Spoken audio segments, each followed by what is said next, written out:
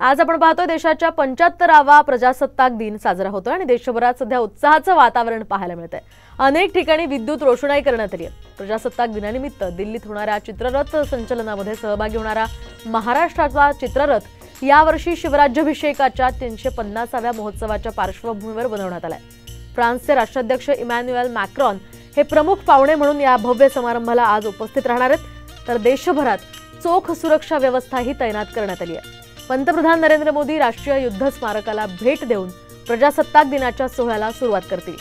प्रजासत्ताक दिनाच्या परेडमध्ये प्रथमच सर्व महिलांचा त्रिसेवा संघ सहभागी होणार आहे आणि परेडमध्ये पहिल्यांदाच महिला मोर्चाची ही तुकडी मोठी भूमिका बजावणार आहे। आजचा हा 75वा प्रजासत्ताक दिन अतिशय महत्त्वाचा आहे आणि त्याच पार्श्वभूमीवर काही बदल आज करण्यात आलेले आहे। देशभरात सध्या उत्साहाचं वातावरण पाहायला मिळत आहे। अनेक ठिकाणी सुंदर अशी विद्युत रोषणाई करण्यात आलेली आहे।